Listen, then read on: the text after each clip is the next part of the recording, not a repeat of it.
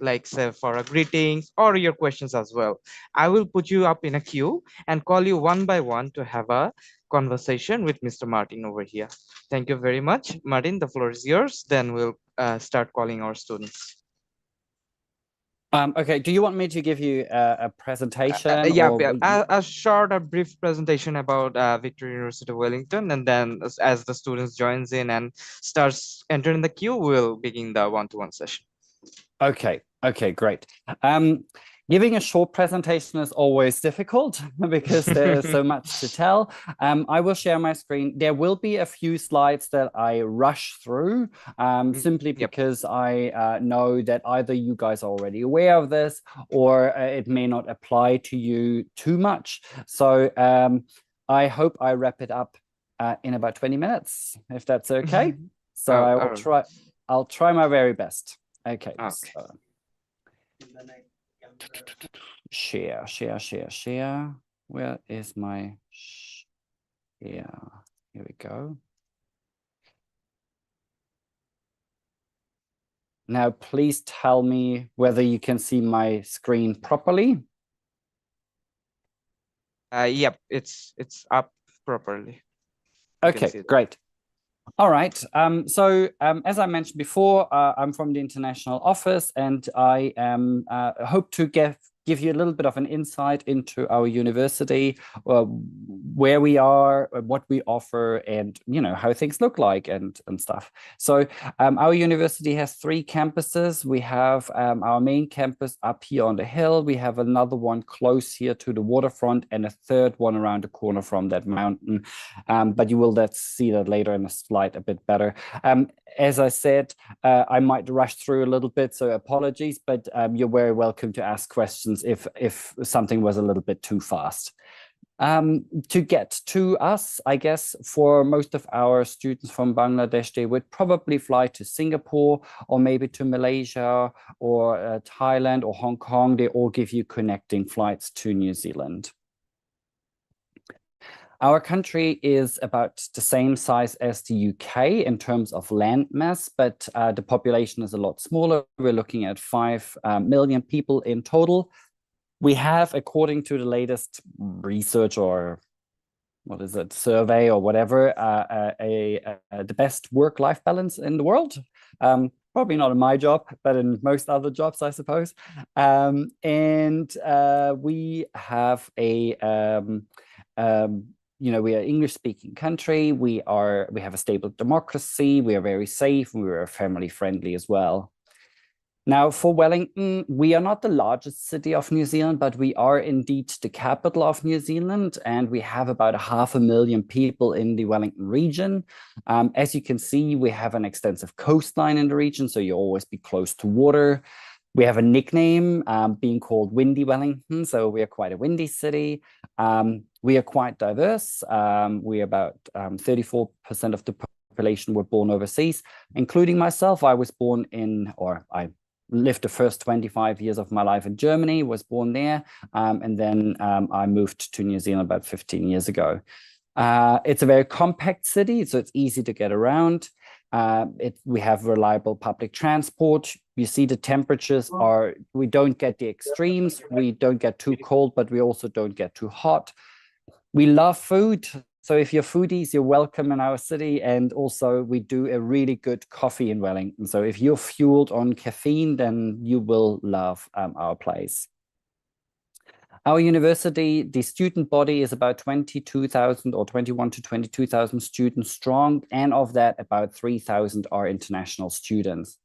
Now, we don't have the largest amount of international students at any university in New Zealand, but we have the best diversity of international students. So if you want to meet students from a large variety of countries, then you probably want to study with us. We have a strong international outlook, and we are a strong research university as well. Now, here is Wellington from another angle. We are located at a large harbor, and you see our 3 campuses. To the left, we have Pipitea campus. To the right, we have Te Aro campus, and in the middle, up on the mountain, is Kelburn, our main campus. To give you an idea about directions, I can walk from Pipitea to Te Aro in about 25 minutes. All right.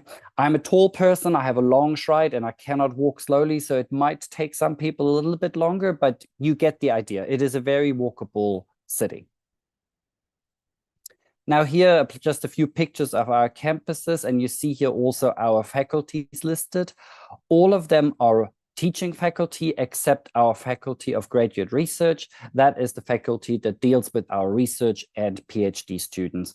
All the others are teaching faculties. Now, I don't know if you care too much, but we also have actually a very interesting list of notable alumni. So you can see the first 4 on this side. They all won an Oscar.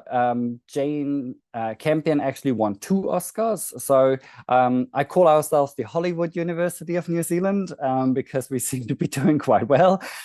Everyone who has seen Jurassic Park knows of Sam Neill. We have a Booker Prize winner. We have a Nobel Prize winner in chemistry, a German astronaut that went to the International Space Station. He is now teaching Australian astronauts to do the same. We have a former Governor General. We have 3 former Prime Ministers of New Zealand. Chris Hipkins is actually the current opposition leader in New Zealand, and we have elections later this year. You never know, he might be back. So I just think we have a very interesting array of alumni, if this is of interest for you. Now, rankings, we do have an internal ranking in New Zealand that ranks university by research intensity, and we came out on top twice in a row. And internationally, we are, according to QS ranking, we're in the top 2% in the world. And you can see we have a number of subjects that are on the top 100. Also, we have in the Shanghai ranking, our artificial intelligence program is ranked top 50 worldwide. Times Higher Education ranked our law school top in New Zealand. So I think what I'm trying to say is you can be confident that you get good quality education.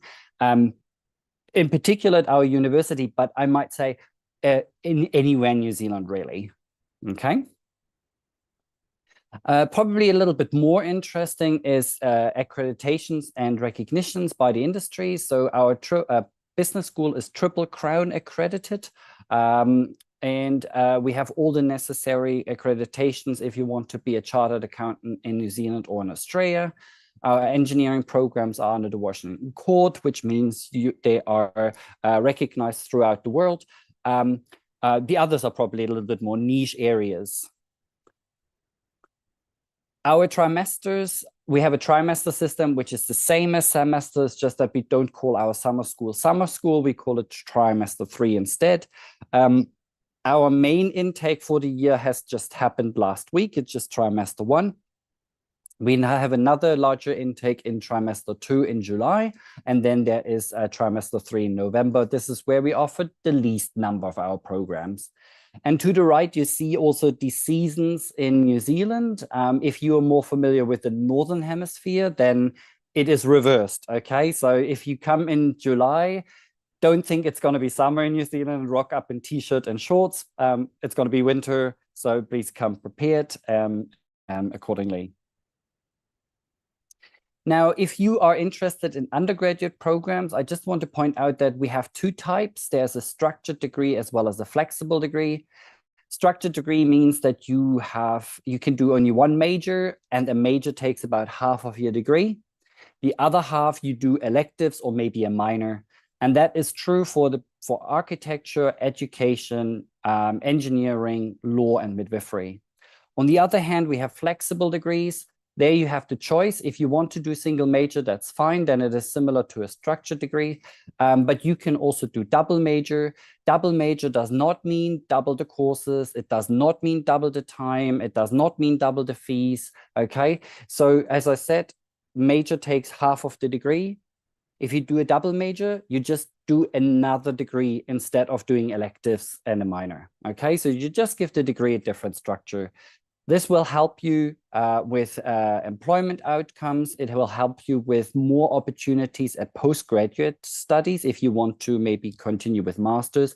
And if you are not the one who decides what to study, and if that decision does not align with your own ambitions, then do one major to please whoever decides for you and do the other major to follow your passion. If you want to study our bachelor's degree, we only have one entry requirement for all of our bachelor's degrees. So you all only need to meet, now I need to remember, I think it's 4.2 out of 5 for HSC, if that's, I think you can find the information on the website. Yeah, if you meet that, then you have access to any of our bachelor's degree. We do not stipulate different scores for different degree programs or that you have to take certain subjects to go into a certain bachelor's degree. Now, here I will not touch on all of this because otherwise we're going to be here forever, but I'm just reading out the degrees to you. You can see the duration. They are usually 3 years. There's only 3 that are 4 years. You see the number of majors and you see whether they are flexible or structured degrees. Now, within the majors, we have a wide variety. So please, I encourage you to go onto the website and check out what the majors are, okay? So we have architecture, we have building science, construction, and design innovation. For architecture and design innovation, you do not need a portfolio when you apply for first-year entry. Then in humanities, we have the Bachelor of Arts. This is our largest degree and the most flexible one with 43 majors. We have global studies, politics, communication, and 2 degrees dedicated to music, music and popular music. Then we have science and engineering. So we have a Bachelor of Science, we have environment and society, biomedical, and engineering. And for for education, we offer early childhood at bachelor level. If you are interested in primary, secondary, that would be at graduate or postgraduate level. We offer health, we offer midwifery and psychology. And of course, we have commerce and law. So those are all of our undergraduate programs. Now, for the postgraduate programs, there are 2 types of master degrees that we offer. The traditional master degree, which is which requires you to have a relevant background in an undergraduate program. This can be sometimes quite narrow if the program is very specific, but it can also be quite broad, depending on how flexible the degree is. And then on the other hand, we have what we call conversion masters, and that is a master degrees that you can study with any background, okay? And we do not require GMAT or GRE. And I cannot list all of the master degrees because we have dozens of them. So here's just a selection. So I'm not even going to read out all of them. I let you just read through this a little bit. But you're also very welcome to ask me in the Q&A or what kind of master we have, and then I can provide you with an answer. The duration of the master degree is they are somewhere between 1 and 2 years. Most of them would be 1 to 1.5 years. Okay. Now, I'm getting a little bit of feedback. If you can please all be on mute, that would be great. Thank you very much. So now, and then, yeah, and here are the other faculties that you can see. Most of our our conversion masters are in the business area, but we also have some outside the business area.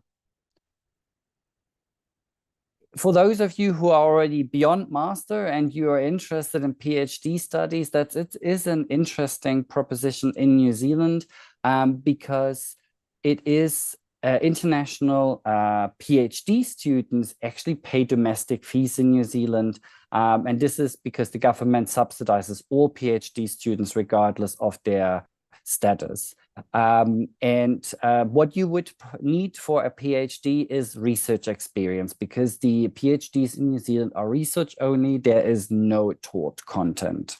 Happy to talk further about PhD if there's any PhD candidate on the call. We have pathway programs. If you do not meet the entry requirements for our undergraduate programs, we have a foundation studies program available.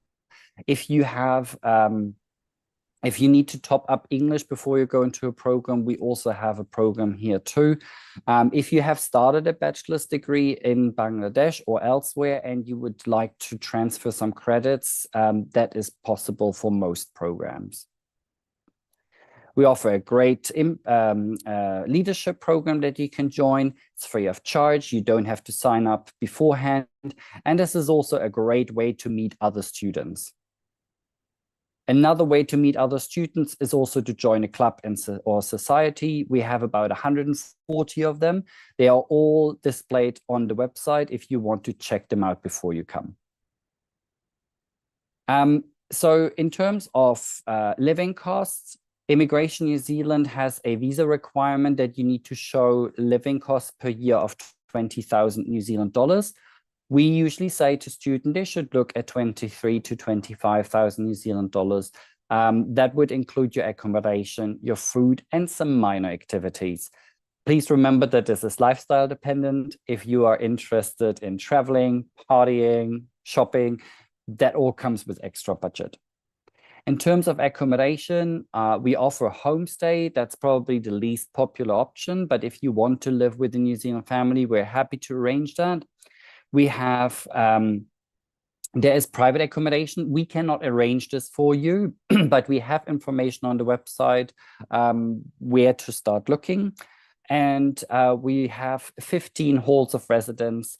And some of them are reserved for our students that are younger, so 19 and younger. If you are 20 and over, you would be looking at a self-catered hall as well. And here you can see our halls of residence in relation to the campuses. So you can see they're all in the city center within walking distance to any of our campuses. Scholarships, we currently offer 2 automatic scholarship. So there is one for undergraduate level, which is $15,000. And then there is one for postgraduate level for $10,000. Now, you don't need to apply for those scholarships. You just need to apply for the program that you wish to study. And if you get an offer of place, the scholarship will be automatically added.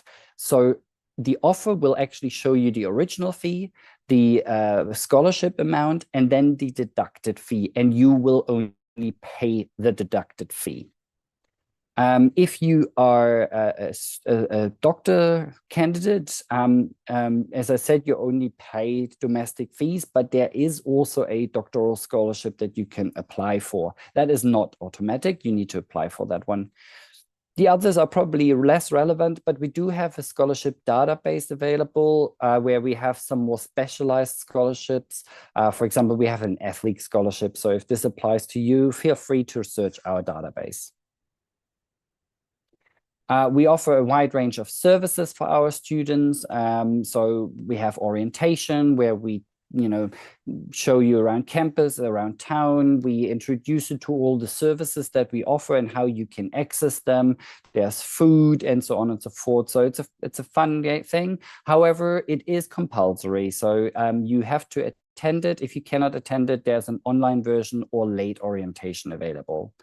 We offer airport pickup in Wellington. We have a healthcare center.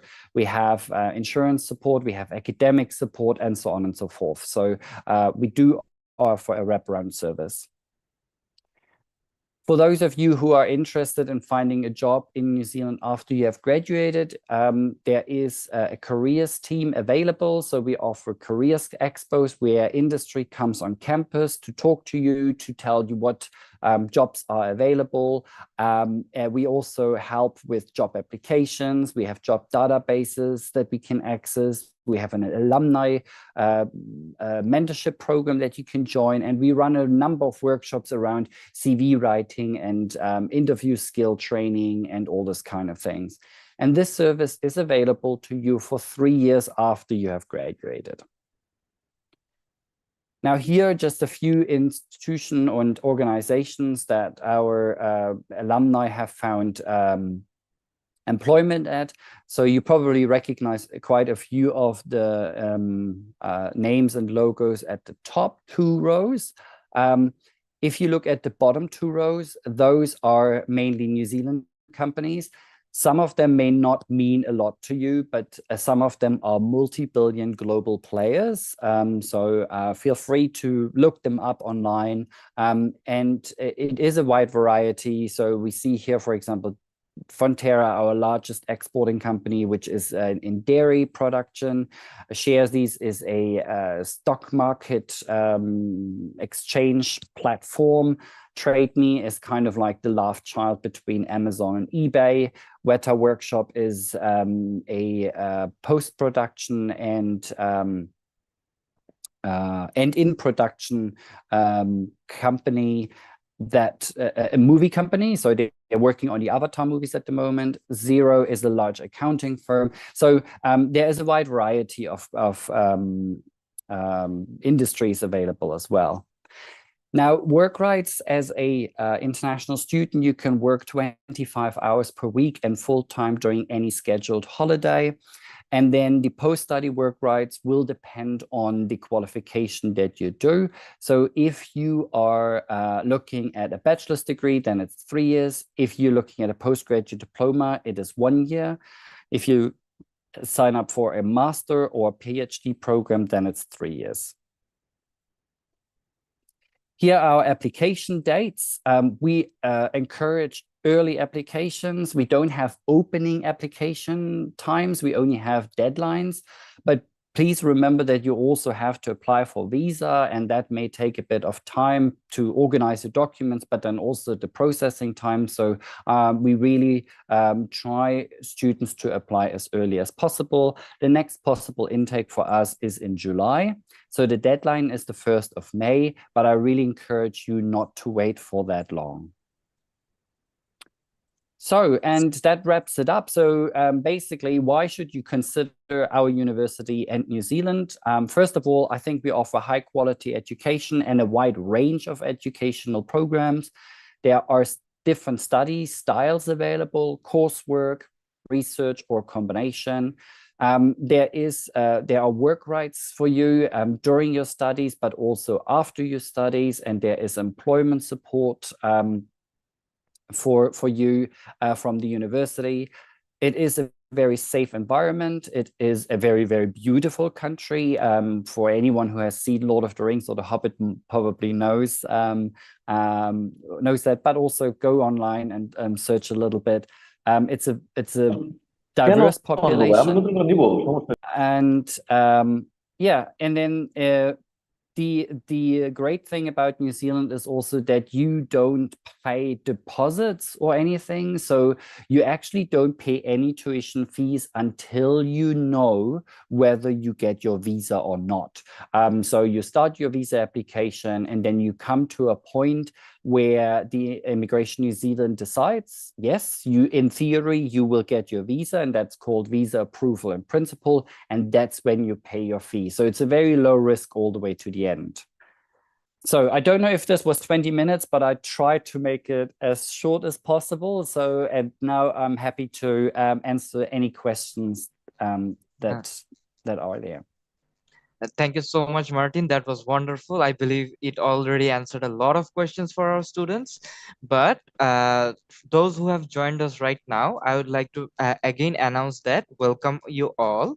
That the way we are going to conduct this session, the golden opportunity we have with Martin is that you have to either raise your hands or put up your questions in the chat. I will call you one by one to have this golden opportunity with Martin to have the conversation. Now, I'm moving on. The first person I would like to call is for Kede Khaled Masood. Kede Khaled Masood, if you're here, please unmute yourself and please present your queries. Hello, am I audible? Yes, you are. Thank you very much. It is, as said, it is a nice and wonderful opportunity to have a conversation with you. And thank you, Globalwings, for organizing such a wonderful session. As for my query, I have completed my O-levels and A-levels from Oxford International School here in Dhaka. And after that, I have completed my graduation in English. It was BA, Bachelor's in English. And after that, I also have done my master's in English language teaching. And after that, I am working here in Bangladesh as a teacher for last 11 years. So I am very much interested in master's in teaching secondary level. Okay. And Okay. yes, sir. Okay, great. Thank you very much. So there are a few things that I would like to point out with your background as well as where you want to go in the future. Now, we do have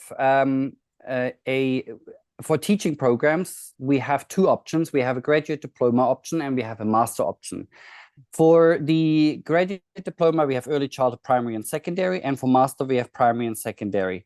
Now, the issue that we have with our Master of Teaching and Learning in Secondary is that the application interview is only in person in Wellington. All the other programs accept online interviews, but this one includes a mentorship part, which requires us to have this in person. So this is usually a bit of a problem because you don't just fly down to Wellington for an interview. So if you are interested in looking at a graduate diploma, that option is available, and it leads to the same teacher registration as the master program. But I also would like to add, if you are interested in secondary school teaching, you are required to have teaching subjects. Now, from what I understand is you have done a lot in your academic background is in English language. Now, just to be clear, we are an English-speaking country, so we do have a lot of English teachers. Okay, yeah. So if you have any other subjects that you have taken in your qualifications that amount to a second teaching subject, that would probably be helpful because it would improve your employment chances afterwards. Okay. Okay. Yes, I got it. Sir. So what about early childhood education in that case? Early childhood, we only offer that at a graduate diploma level. We don't have it at master. So at master, we have primary and secondary, although secondary, the challenge with the interview. And a graduate diploma, we have early childhood, we have primary, and we have secondary. And for primary and secondary, we don't require teaching subjects. It's only for secondary. And also, please note that the teaching programs are only available in trimester 1, which is in February, because you have placements in your programs, and the placements are on schools or early childhood centers. So the school year or our program needs to run with the New Zealand school year, and that is from January to December. So we don't have a mid-year intake for that program. Okay, so that's a 1.5 year course that includes the placement. No, it's a 1 year duration. 1 year duration. Yeah, and includes placements. Okay. Yes. Sir, I have one more query. Sure. Sir, my second choice would be like a Masters of Education or Masters in TESOL. Yes. In okay. English to the speakers of other language. Yes, that's correct. Yeah. Yep. Okay. So those programs are available as well. So they do not lead to teacher registration, just to be clear. So the Master of Education, I need to look it up. They have a number of specializations available that include, let me just double check. Can't remember all of them off the top of my head. They include child and adolescence development and learning, educational leadership, education policy, Maori education, Pacific education, and teaching and learning. So there are different areas that you can go into, and this program is available in trimester 1 and 2. So there's a July intake. Nice. TESOL is, as you know, is teaching other people English. So that one is available, I think, in all 3 trimesters, if I'm not mistaken, but certainly in trimester 2 in July. And another program that you may want to consider is our Master of Intercultural Communication and Applied Translation, MICAT. So because that is also a very language focused program, but yeah, please feel free to check our website on the options. But those programs are available in multiple intakes, and they do not require teaching subjects or anything in that space. Okay. Can you, I'm very sorry, can you tell me something about the job opportunities if we graduate from Masters of TESOL? Like Okay. Masters in primary and secondary teaching leads to school teaching, right? But Yeah. what about, sir, what about a Masters of TESOL or Masters of Education, particularly in New Zealand? So, I mean, for Master of TESOL, as you're teaching other people English, again, this is similar to being an English teacher in New Zealand. We do have plenty of English teachers in New Zealand, so please consider your options are maybe limited in that space. Okay, so if you, most of our students that do the TESOL program, they go in other countries to teach English. But there are opportunities also in New Zealand, because there are, obviously New Zealand is an immigration country. So there are students of immigrants in schools. There are international students in schools as well. And to be a TESOL teacher, you will not be a teacher as such, but you will work in a school and teach students. But TESOL programs are not... what's the right word? They are not school subjects, so they don't require the teacher to have a teacher registration. We also have refugees in New Zealand, so they often require English school and English training. So a lot of our TESOL teachers work in that space as well. Now, for education, as it does not lead to teacher registration, this is where students usually work in advisory roles. So, for example, the government in New Zealand, or the government is the largest employer in Wellington, because we are the capital, and we have a lot of ministries and so on. So, for example, a lot of our graduates work for the Ministry of Education. We have students that work in schools, we help with curriculum development and so on and so forth. What was the other one? MICAT is where students are. Yeah, it's also advisory roles, could be in the Ministry of Foreign Affairs and Trade. So it depends a little bit where you end up. But for your English language teaching, please be considered that we have a lot of English teachers in New Zealand. Okay. So considering all of this, Masters of Education might be a better option. I mean, it also depends on your background. I mean, you can't, I can't say that you definitely get into the Master of Education, because I don't know what your academic background is, and I'm not from the faculty, right? So, All but right. if you're admitted into the Master of Education, then yeah, look at the specializations that we offer, because they do lead to different employment outcomes, right? If you go into child and adolescence, then you are more likely to maybe you be a school counselor. If you go into education policy, it's very likely that you end up in government ministries or departments. So they all direct you a little bit into different directions. So yeah. Okay. Thank you, sir. Thank you very much. And one last thing, sorry for that. Although I don't know, is it appropriate to ask or not? Just like, as mentioned, in New Zealand, we need to only pay after we get approved in principle by the visa officer, right? So for a 1.5 year course, so do we need to pay 1 year's tuition fees to get the full 1.5 years visa? So if the program is, so you need to also consider the points. So if the program is 180 points, but it fits in 1 calendar year, then you will pay for the full year. If the program gets over 1 calendar year, so for example, 1.5 years, then you pay for the first year only, which is 120 points. But you only get the visa for the duration that you have paid for. So if you only pay for 1 year, you get a visa for 1 year. So you then have to renew your visa later on. If you pay for the full duration, you're likely to get a visa for the full duration. Thank you, sir. Thank you very much. It was wonderful talking to you. And thanks to Globalwings once again for organizing such a wonderful event. I'm looking forward to it. Thank you very much, sir. Thank you. Thank you. Thank you so much, Khaled. I'd like to next call up for Qazi Rayhan Rahmatullah. Qazi Rayhan Rahmatullah, if you're here, please unmute yourself. Yeah, I'm here.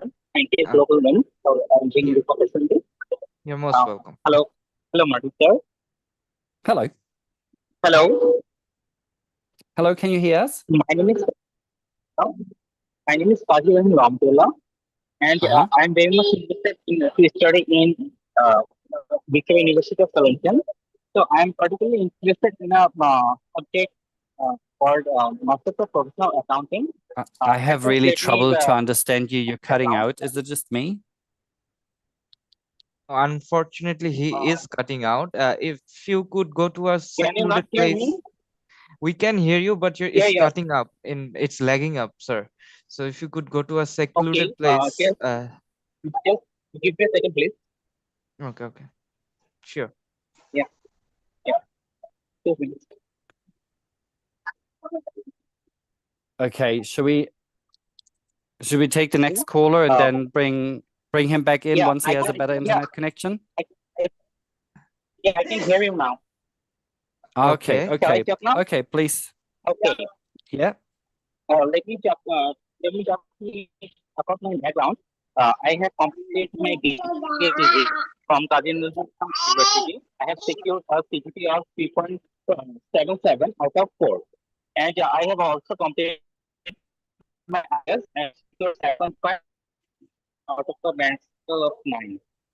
So, am I eligible for studying Master of Professional Accounting? Okay, so I didn't get the IELTS scores. Can you repeat them, please? It's 7.5. Okay, It's so 7.5. for our postgraduate programs, you need an IELTS of 6.5, no band less than 6. So there's only a handful of programs that require higher, but the Master of Professional Accounting requires 6.5, no band less than 6 from an academic IELTS. The IELTS must have been taken within the last 2 years. Yes, sir. I have 7.5 in IELTS. And no band less than 6? No band less than 7. Oh, right. Perfect. Well, then from an English point of view, you would be eligible for the program. Yeah. Okay. Is there any visualization for the Master of Professional Accounting? Any what? Sorry, I couldn't hear that. Is there any visualization for this program, Master of Professional Accounting? Yes, there's one. Visualization. I don't know what that means. Sorry, I can't really understand that. What is the next station of taking this master's degree? July or November? I'm having trouble understanding this. Can Globalwings help us here? Sir, What is he's the next asking intake? for. Okay, let me do it for you, Mr. Qazi. He's asking for what is the next intake for his particular course. So understood. Okay, sorry, I didn't hear that part. So the Master of Professional Accounting is offered in trimester 1 in February and in trimester 3 in November. There's no July intake, so November would be your next opportunity to join the program, and it's a 1-year duration. 1-year duration, and the credit is 180 credit. It's 180 points in 1-year duration. That's correct. Yes. Okay. If I apply now for the November session, will I get an offer letter now for November intake? Yeah. We don't have opening dates, so you can start your application now. No problem.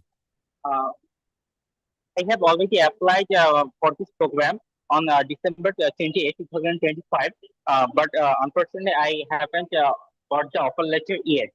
Okay, well, then we will follow up. The problem is if you apply during the Christmas break, that's always a bit of an issue because New Zealand is basically closed during that time. But we should have issued you one by now. So I will follow up on your application. Just give me a moment. I just write down your name. Or maybe Globalwings can maybe send me an email of the name, yes, and sir. then I can check with the team. Okay, sir. Kazi, we will take care of it from here. So, okay, so we'll send your application through us. So it will be done. So no worries. I have also noted down your Thank you, name sir. and will contact you soon. I'm also giving you my email address as well. Thank you, sir. Thank you. Okay. Great. Who is next? Okay, Dr. Selim. Dr. Selim, if you're here, please unmute yourself.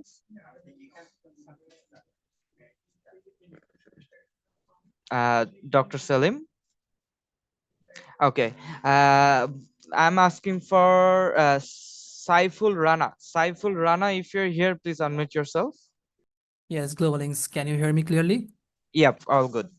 Okay, my question is, I'm directly question without waste any time. Mr. Martin, I applied for Master of Engineering Practice in Victoria University of Wellington, and I'm still waiting for the offer. And they Okay. required more information. In their message, they asked me to choose the intake which I will choose. As I applied for Master of Engineering Practice, they told that this is designed for trimester 1, I mean February. But as I applied for July intake, so they told me that it will take longer to complete the program. That means minimum 1.5 years, and which may result in additional cost and tuition fees. So they told me I need to confirm which intake I should apply. So my question is that, can I enroll for July intake in this course? Yeah, so we have 3 programs in that particular area: computer science, engineering practice, and artificial intelligence. The 3 are designed for try 1 intake. You can start the program and try 2, but because of the course sequence, so you're supposed to take courses in trimester 1 that then feed into courses in trimester 2 and so on. Because when you start in trimester 2, your course sequence is out of order, and that's why it takes you longer to complete. So that's why we, when students request trimester 2 intake, we make them aware of first that it takes longer, and that's why you would need to confirm whether you are happy with that intake or whether you want to go for the next intake in trimester 1 instead. Okay, I am happy to enroll the course for July intake. That means I need to complete 180 in 1.5 years. Correct. So as also they mentioned that additional cost and tuition fees. So could you please tell me that approximate if I enroll for 1.5 years and for 1 year? That I don't know. So first of all, you need to remember that you have to pay a half a year more of living costs, obviously, because you are a half a year longer duration. Yeah. The costs for the program that it increases, I cannot tell you. This is something that only it would be stated on the offer, because you still complete 180 points, right? You need to, so it's 1.5 years, so that would be 2, 3, 4 trimesters, because you need to take minimum of 3 courses per trimester. Yeah. But I think that should work out with 180 points. But the offer will tell you what the tuition fees will be. Okay, so I cannot, that is not my area. So, but the most significant or more significant increase would be your living costs instead of the tuition fees that you would have to consider for half a year. I understand if I stay 1.5 years, that means for I need to add additional cost for my living costs. So another question is that as I have to complete 180 points, so that means if I take 1.5 years, that means 60 points in 1 semester, right? No, well, it depends. So it depends on how the courses fall. So so 180 you would do. I don't know if you study 3 or 4 consecutive trimesters. You start in July. The question is whether you study through trimester 3, but you probably should, because if it starts in February, you do trimester 1, 2, and 3. So if you do 2, so 2, 3, and then you have 1 more trimester. So I think you should probably what am I doing here? 180. You are likely to study 45 points per trimester. That's the minimum that you have to study for a visa requirement. Okay. And because you can't just take the courses as they come, you have to go with the course plans that you just stay within the course sequence, right? And that's why it takes you longer, but that spreads it out over the trimesters that are within the programs. Okay, and another question they asked me that I need to provide a statement of purpose outlining what I hope to gain from Master of Engineering practice and why I think that they should accepted me in this program. So is there any requirements like word limitation or page limitation to add in for a statement of purpose? So first of all, it should be concise, okay? So this is not an essay writing exercise. So it should not be more than a page. And also, I would suggest that you don't include any flattery.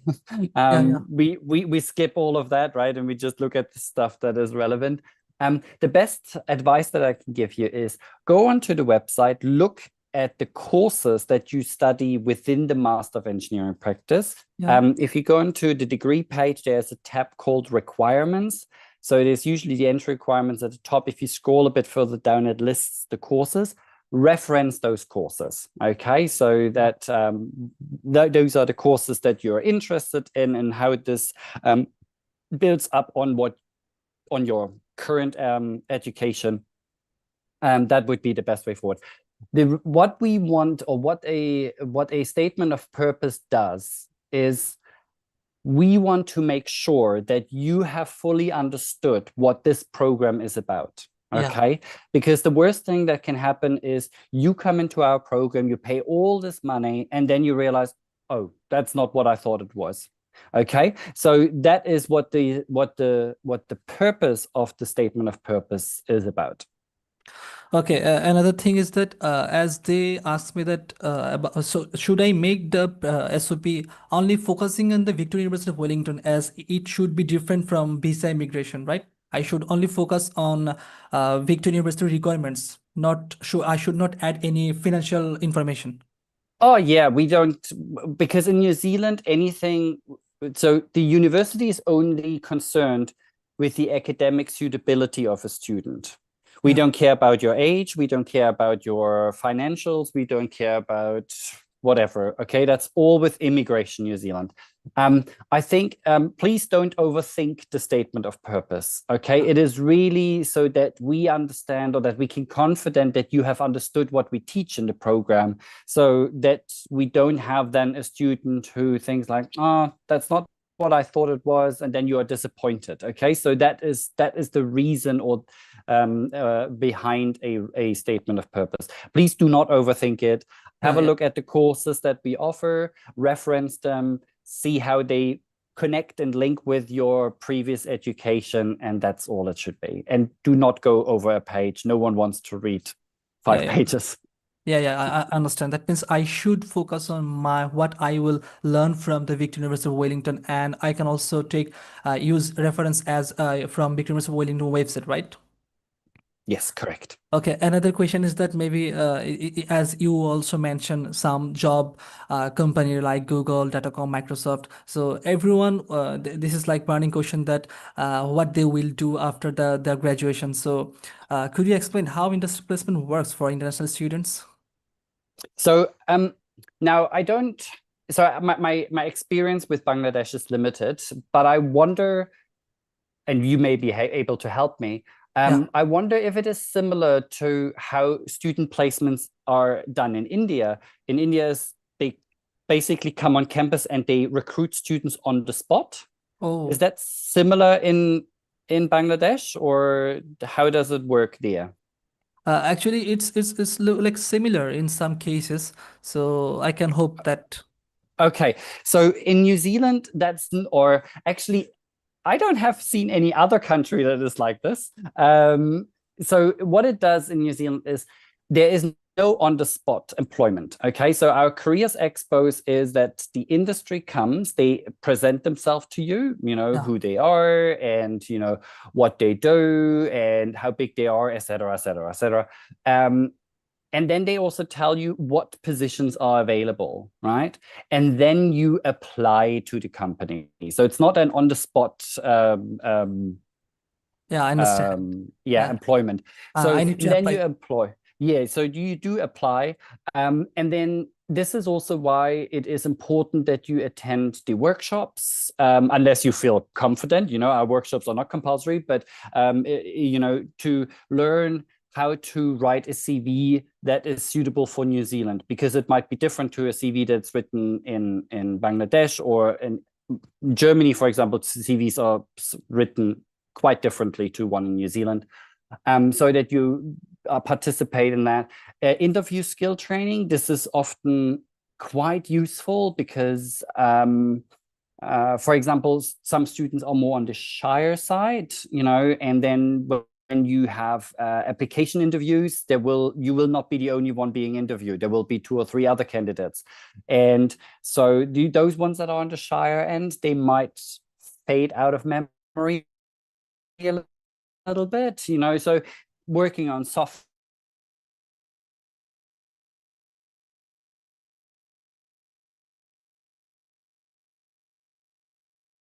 skills is always a good idea. And this is why I think it's a good idea to make an appointment with our employment team. Yeah. Do not come 2 weeks before graduation, right? So that would be a bit late. Okay. Yeah, okay. That's all. I think as I already emailed to the authorities, so I'm waiting for the response, and I am still preparing my SOP. And yeah, thank you very much for your time, and also thanks Globalwings. Thank you very much. Thank you so much. I think one of our previous student is back. Dr. Salim, this is your opportunity. Please unmute yourself and have the queries you wanted to present. Dr. Salim. Okay, Dr. Salim, I think you're still Sorry. facing. My Okay, bad. okay. No worries. I no couldn't worries. find the mute button. It's all good. Assalamualaikum, Mr. Martin. May I call you Mr. Martin? Yes, of course. So I'm a doctor from Bangladesh. I studied from government medical in Bangladesh. So my query is that being as an MBBS in Bangladesh, and the system of passing the MBBS is based on the result is based on a pass-fail basis. But the transcripts that they require on most international universities for postgraduate studies is based on a CGPA basis. So how do I go around that? Because the transcripts and other results are published on a pass-fail basis. That doesn't really translate on a CG scale. Okay, so have you done any other studies after you have completed your MBBS? No, I haven't really. I'm studying Okay. for an MRCS degree, but no, not currently. Sorry. Okay, all right. And what kind of study would you like to do at a New Zealand university? I was hoping for an MSc in a non-medical research faculty. Facility. All right. Okay. Just wanted to make sure, because we do not offer medicine or anything in that space. Of course. I realize that. Thank you. Okay, great. I'm not from admissions, but I remember that we had students with a similar situation.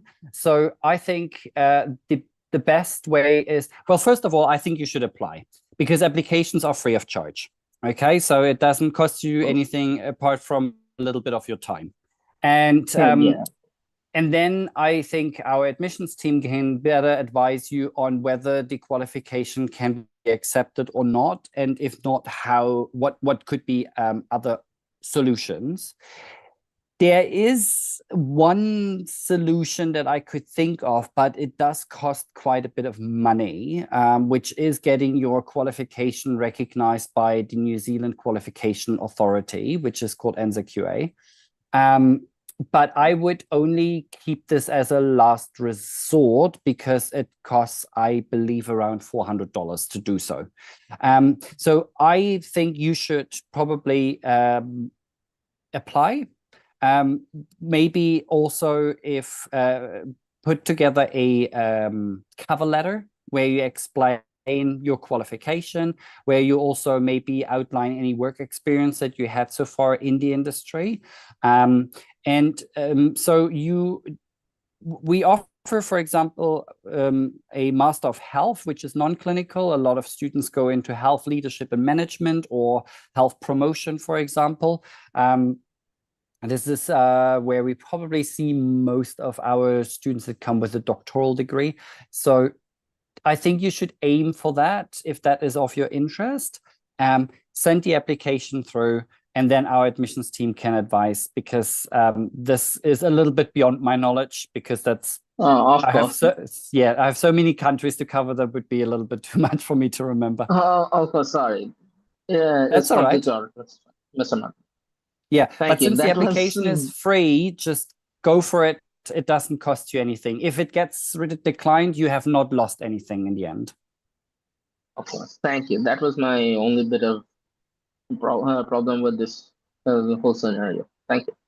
Great. Thank you very much.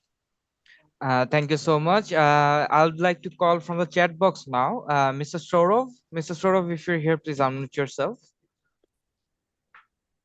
Thank you, Mr. Ittihad. Thank you, Mr. Martin. I have quick questions. I don't want to take too much time. One is, do you offer any master's program in artificial intelligence and communications, or public relations, or data and communications? These sort of subjects. Just to tell you a little bit in a minute, is that my background is in applied statistics, and then I moved to United Nations as a communications person. I have worked in Bangladesh and in Somalia over the past 7 years. I have this vast experience to bring to your university as well, of working in Africa and in Bangladesh. But I'm not sure if I'm okay with the programs that I have seen in your website, and I'm honestly a little bit lost whether you actually provide any particular master's program where I can actually enroll myself and learn more. I haven't taken IELTS yet, Martin. I haven't taken IELTS yet, but that's fine. Yeah, I'll do it later on. I don't have any. Just to clarify, I don't have any immediate need to move there, but I have a 1-year timeline because I'm currently on a job and I want to be done with the job and then I move. Sure. Thank you. Okay, great. Thank you very much. So we do offer a Master of Communication, but for that you are usually required to have a Bachelor in Communication or Media Study or any cognate discipline that includes essay writing subjects. Yes, sorry. Just to add, I have also done an online master's from University of London, SOAS. That's in global media and digital culture. So I want to do a second master's now. Okay. So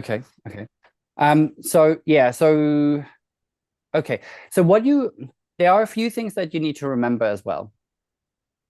So if you already have a master qualification and you are applying for another master qualification, let me go back a step. Immigration New Zealand likes to see progression. Okay, so from high school to bachelor, from bachelor to master, from master to PhD. If you step sideways and you do another master degree, for example, that is okay.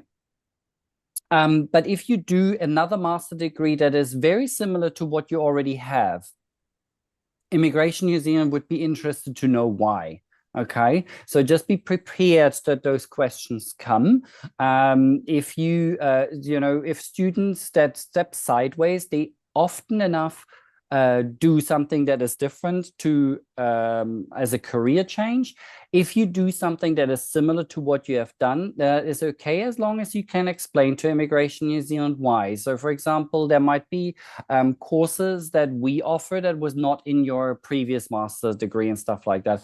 But just that you are aware of this, that those questions may come, okay? So in terms of programs, so we do have a communications degree, Master of Communication. And as I mentioned before, so we would look for something where you have essay writing subjects in your previous qualification. You have a Bachelor of Applied Statistics, if I remember correctly. You don't want to stay in that profession, do you? No, because my profession over the past 7 years has been in communications and media and public relations. Okay, But understood.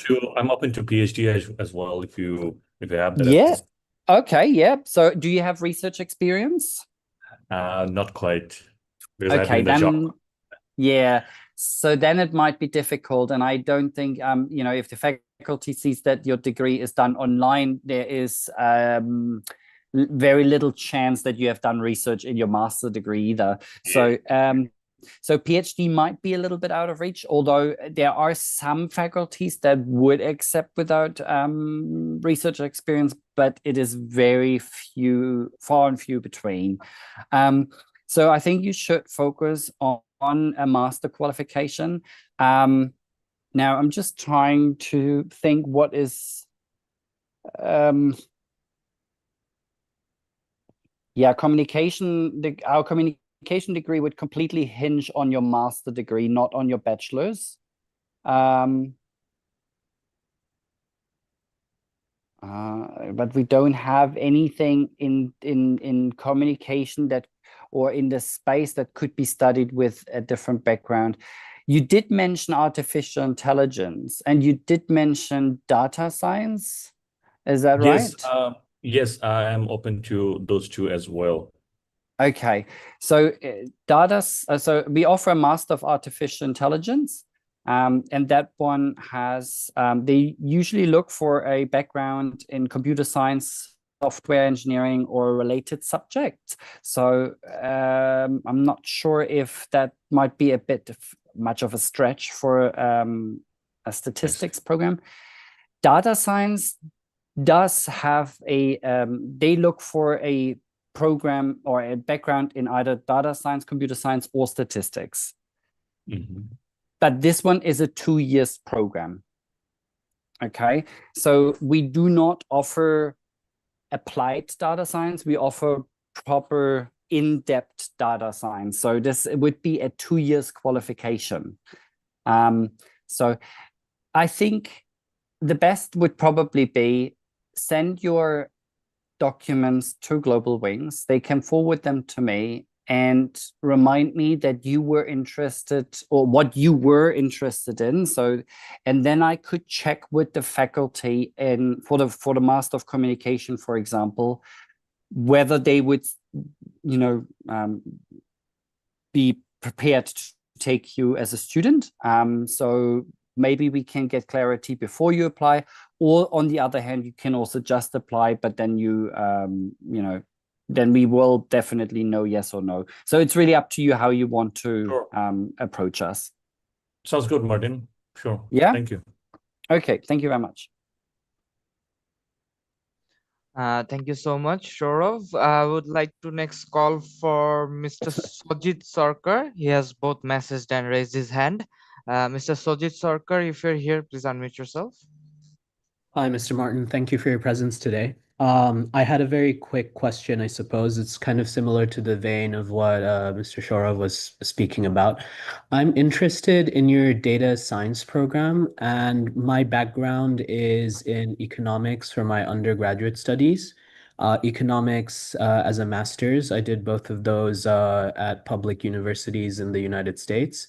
And I also did a series of classes which, as a visiting student in Bangladesh at BRAC University, in mathematics, but not necessarily statistics.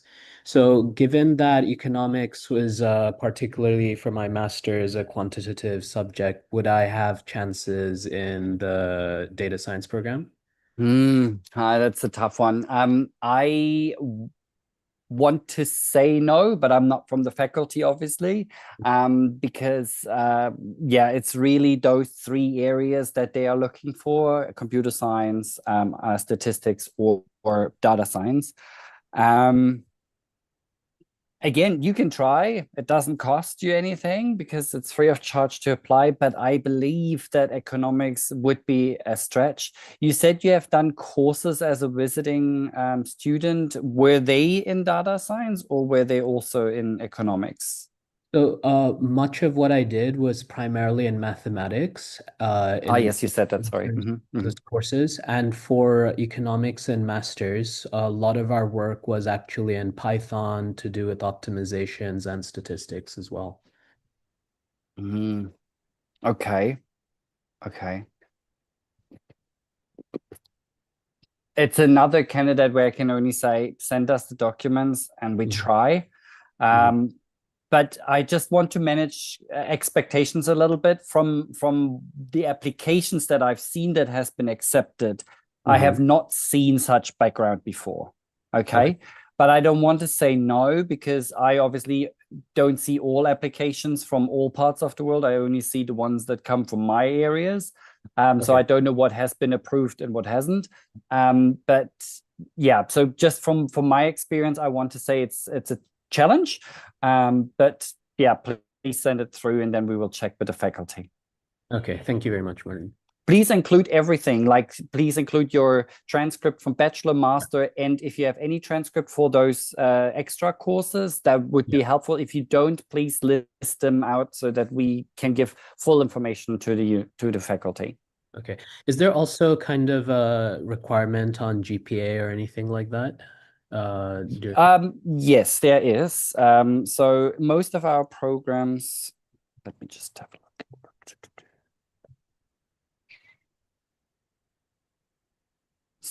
So for Bangladesh, for a B average, which means so most of our courses require B average, some a B plus, some an A minus. But for B average, we usually require for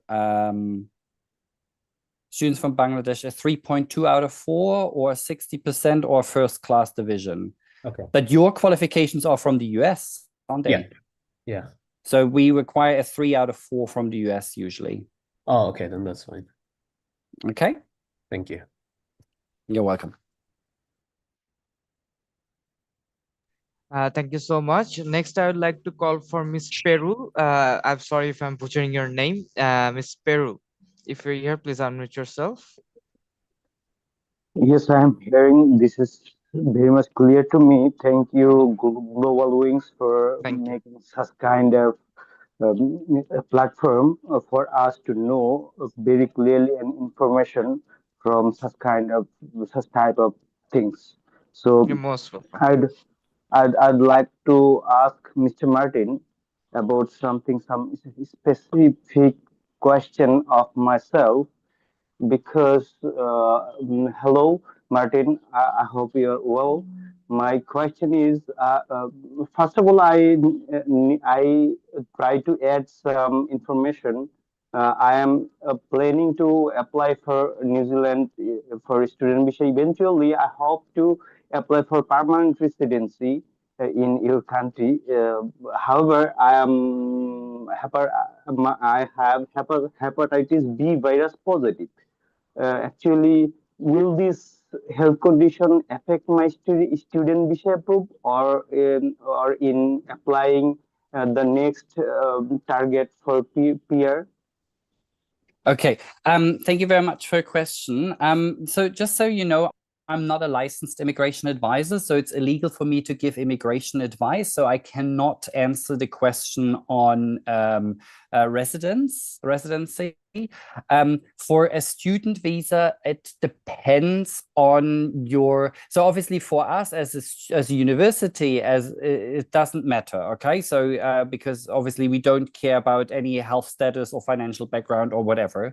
But obviously, Immigration New Zealand would be interested. But more importantly, is whether you get insurance. Okay, so when we issue an offer of place, we also offer you insurance, which is called Student Safe. That is part of the Alliance Group. So you would need to declare any pre-existing health conditions, and then the question is whether this is whether this is covered or not. So I think one of the bigger questions would be whether because sorry, I'm not familiar with hepatitis B and how this all works and what it includes. So if it includes regular medical checkups and regular medication, this would probably be a concern for the insurance company, because yes, it need to regular checkup or regular medicine for lifetime actually. Okay, so what I would suggest is if you can email us, maybe through Globalwings, then I can check with our insurance person whether hepatitis, so list any health condition that you have, and then we can check whether this would actually be covered. Because if you don't get insurance cover, you will not be issued a student visa. For your PR, I'm not allowed to give advice on that. So you would need to. I know that's a little bit, but this is tough for you. So this is challenging for you to declare this. But how could I get clearance for that? Absolutely. And if you have any suggestion in this regard? So either, I don't know if Immigration New Zealand's website lists anything regarding health backgrounds for PR applications, but you can always email Immigration New Zealand. They may not be the fastest ones to reply, but they usually do reply in the end, and they could provide you with that. You could also find a licensed immigration advisor. I don't know if Globalwings has one in their midst. You can also send it to us as well. We can look it up for you as well. So I'm sending you my email, so please share about your details. Okay.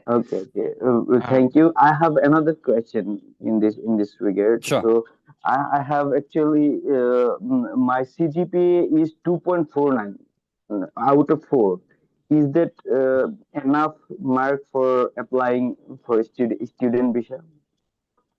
2.4 is probably not enough for a postgraduate qualification to apply. So we usually require a 3.2 out of 4. That is usually roughly what we require. 3.2 out of 4 or 60% or a first class division. It cleared 60% here in Bangladesh. So I have 60% mark. Okay, well, if that's the case, then it depends a bit on the program, because this is the minimum. There are some with higher requirements. What would you like to get? Which program are you interested in? I want to apply for fintech actually. Oh, we don't offer fintech. So sorry, this is actually not our area. But Globalwings does also operate and work with other universities in New Zealand that may offer that program. So I think it's best if you send it all through to Globalwings, and they can advise you into the right direction. Okay, thank you, Martin. And no problems. I say bye, and I'll contact with Globalwings. So, thank you very much for your questions. So, okay. Thank you. Thank you so much. We'll get back to you, Perul. Okay, moving forward, I would like to ask for Mohammed Ashraf, MD Ashraf. Please unmute yourself. Hi, hi, Martin. Hello. Hi, Etihad.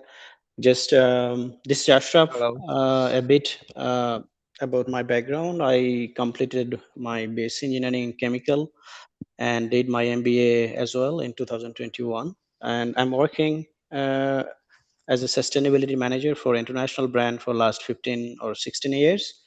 So I'm my responsibility covers both of like the sustainability, decarbonization, circularity, chemical, and also like HSE and OHS, occupational health safety, all this. So I'm just trying to understand a bit more.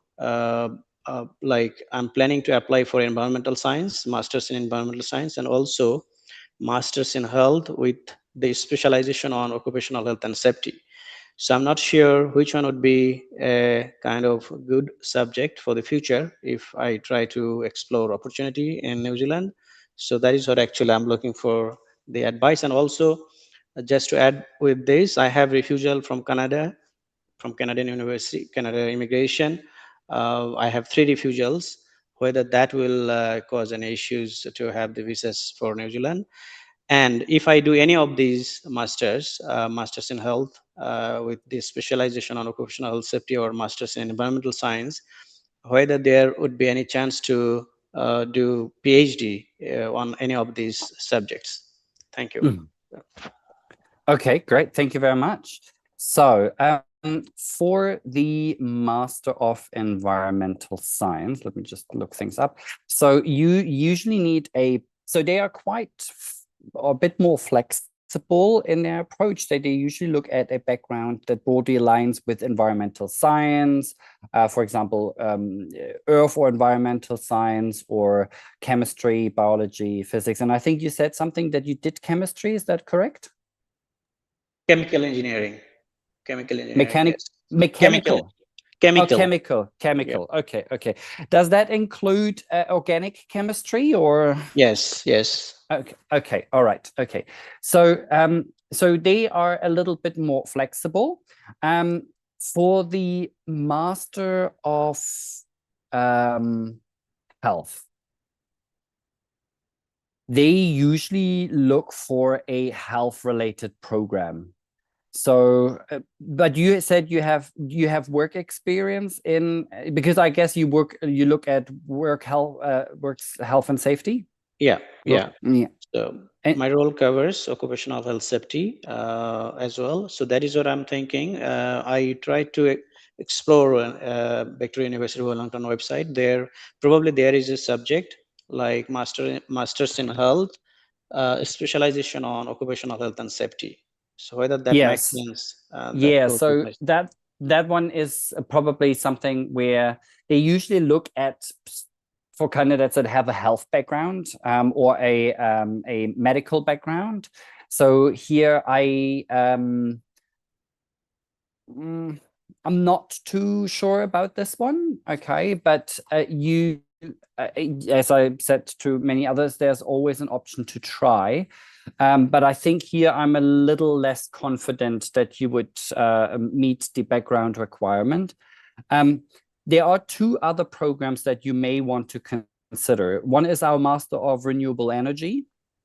That one, because I think you had some sustainability background, and they take engineering and chemistry students, for example.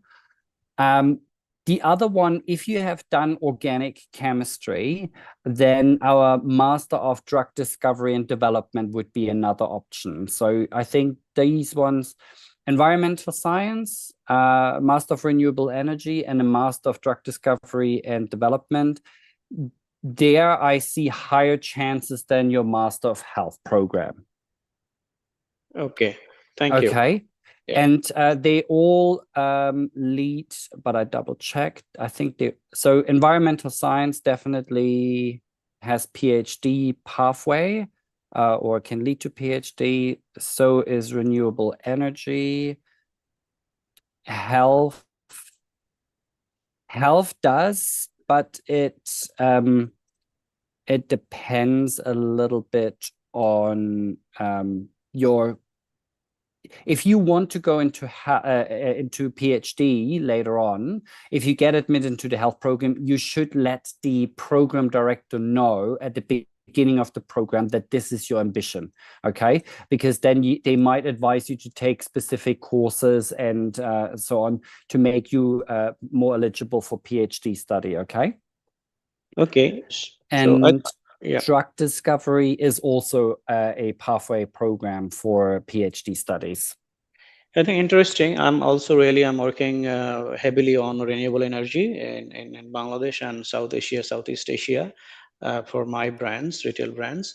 So I think both this is a kind of interesting information.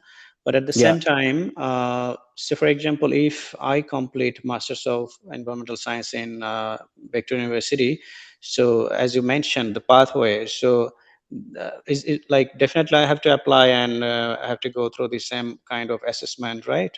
But will there be any kind of like advantage that to have the PhD program? Oh, I mean, the advantage is that the faculty and the academics, they know you already, right? And you have you're likely to have gone through their programs. They know the way you work and so on and so forth. They know the research that you have done because you have done it in their program. So the advantage is definitely that the faculties are aware of that. And the large chunk of our PhD students that have studied with us before are kind of shoulder tapped by the faculty to say, hey, why don't you apply for PhD program? We sometimes have students, they get upgraded from their master qualification into PhD early, okay? But this is something that I cannot promise, right? This is all individual situation. And what you also need to think about is we do not allow that you apply for multiple programs at the same time, but you can apply for one program, let's say for environmental science. And if you still want to find out whether you could also go into renewable energy, you can then lodge another application afterwards, okay? So after each other, we accept applications, just not side by side, okay? Okay. But just allow enough time, because obviously if you do 2 applications, then it takes all a little bit longer, okay?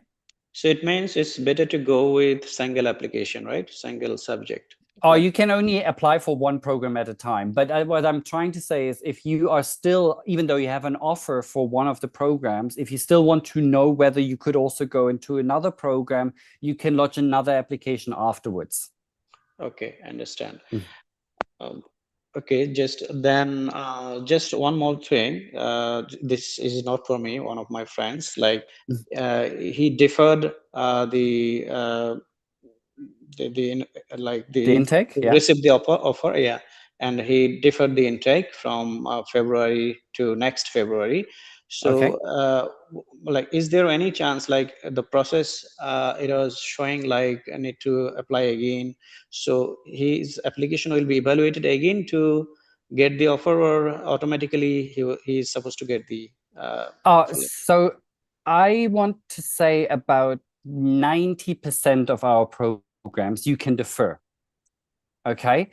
There is a handful of programs that ask you to reapply. That's usually programs that have limited space or something like that. So do you remember which program they have applied for? A master's in environmental science, but actually he didn't apply. Maybe they have applied by themselves, or maybe the agent, or that I actually heard from him. So okay. So yeah, if they have an offer, then they can usually defer, okay? They usually do not need to reapply. Environmental science, because it has this practical course that is quite early in the year, this might be one reason why they may have to reapply. But I really that would be something that we would need to know who the student is and what the situation is. But most programs can actually be deferred. Okay. And then the scholarship that as you mentioned very early in the presentation, that the 10,000 that will be applicable for all of the master's students, right? So for all of the master programs, that's correct. And we have just received confirmation that the scholarship is also approved for 2027. Okay. So yeah, no, that's all fine. No extra application required or anything. Yeah. Thank you. That's you're very welcome. Thank you. Okay, thank you so much. I can see a lot of responsive students today. Amazing. Shall I have a quick look through the chat box just to check a few boxes there, because there might have been some questions waiting in there for a while. Do you offer funded PhD? No. You already pay domestic fees, and there's a scholarship you can apply for, which probably makes it then completely free if you get the scholarship. But even if you don't, the fees are quite low compared to other destinations. We do not offer funded scholarships, PhDs. Long. So I'm just skimming through the question to see if there's any that I can.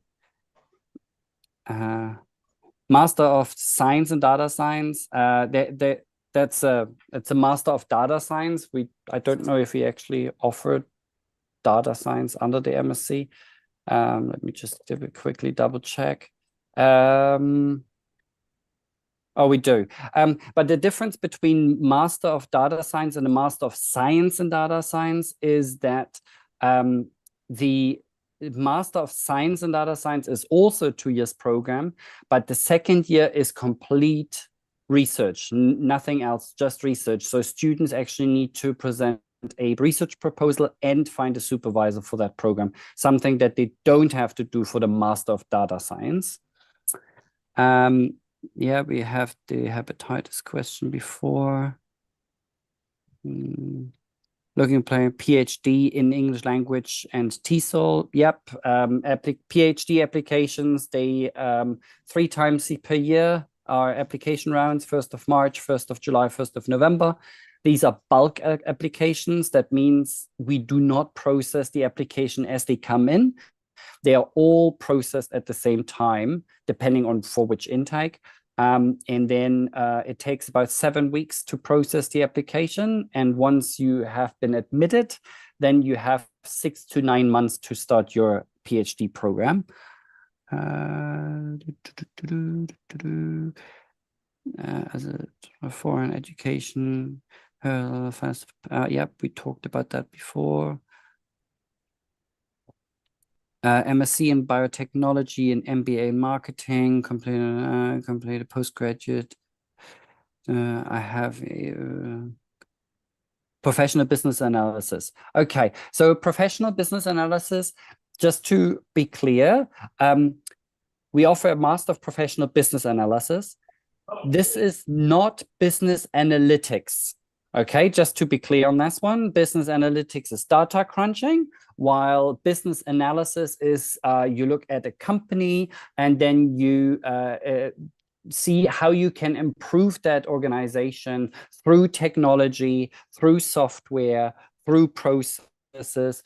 There is an element of data analytics in it, but that's not the main focus of the program. So just putting it out there, you already have 2 master's degrees.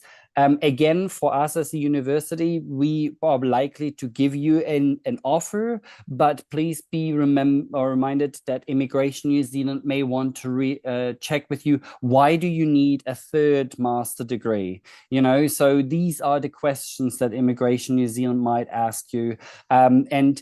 I don't know who you are and how old you are, but I assume you're a little bit more mature because you already have 2 master's degrees. Also, Immigration New Zealand starts to ask questions when you go over a certain age. Okay, so please bear this in mind when you go for another master degree instead of going for a PhD at that point. Okay.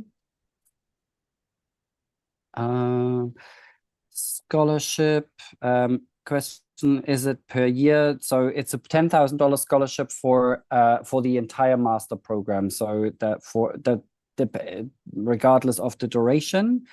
Gap years, I'd like to know how about gap. So for the university, so if this, especially in bachelor program, so I'm not quite sure if the student is asking for gap year from high school to bachelor. In that case, we don't care really. From bachelor to master, gap years do not matter too much. Well, it depends on A, have you continued working in that field? And B, also how it depends on the area of study. So for example, there are some study areas that change very rapidly. Okay, so for example, computer science, if you have a qualification 10 years ago and have not worked in computer science ever since, computer science nowadays is quite different. Okay, so those are those things. But a 3 years gap year is usually not a problem. Okay. The more gap years you have, again, that might become an issue. Please then present us with a cover letter explaining things. But also the more you have, Immigration New Zealand, again, maybe might be interested in this one. We have talked about the environmental science. I've already completed graduation, post-graduation from 𝐤𝐴𝐭𝐨 University, BSc, Honours and MS.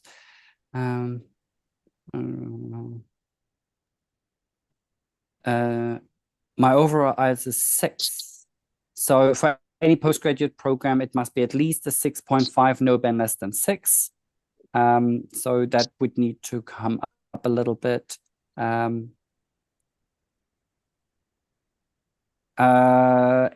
I have completed MBA in 2017 and I have ACCA programs. And is there any recognition of prior learning? No. So if you are aiming for our Master of Professional Accounting, they do not accept any prior learning because our program is aligned with the Chartered Accountants of Australia and New Zealand. So you need to complete a qualification that has been approved by them, and they approved our entire qualification. So it would be a 1-year qualification. Also, you need to be careful at master level when you get credit transfer.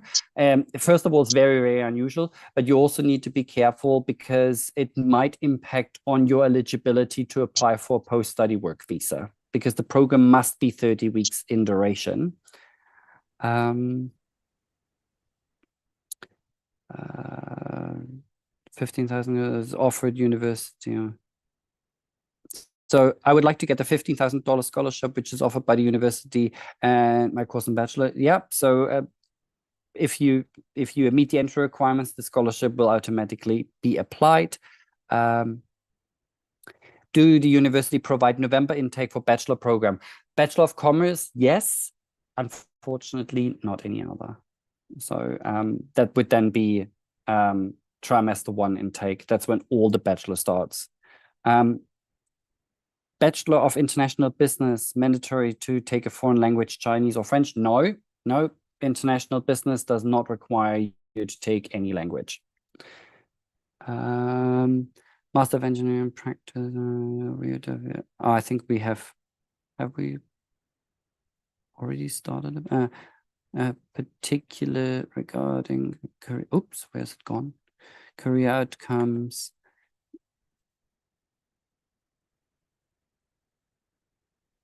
So for any placements and internships or anything at our university, so the faculty will help with finding a placement or internship. The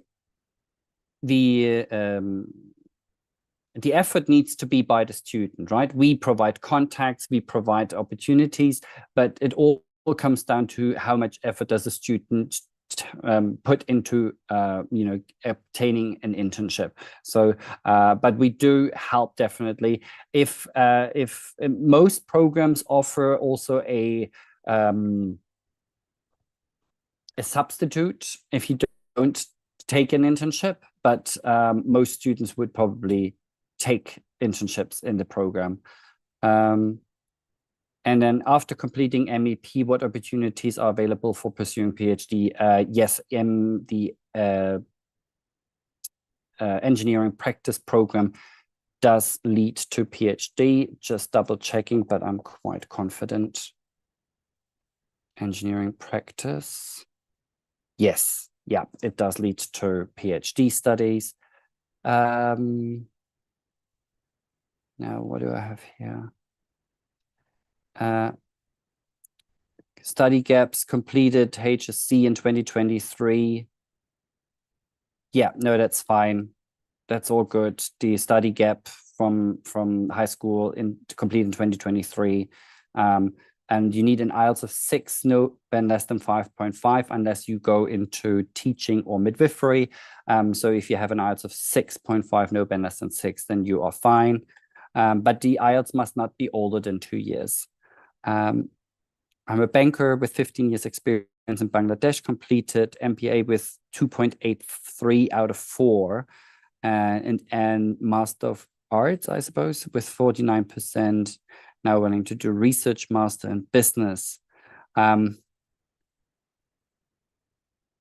Yeah, would probably be considered a third master.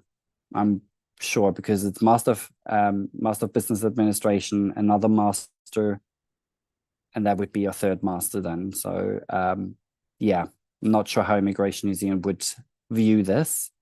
A bachelor course, the university needs 13 years of study or 12 years. We need you to complete the HSC with 4.2, I think, out of 5, is it? Oh God, I'm too bad at this. Let me just double check.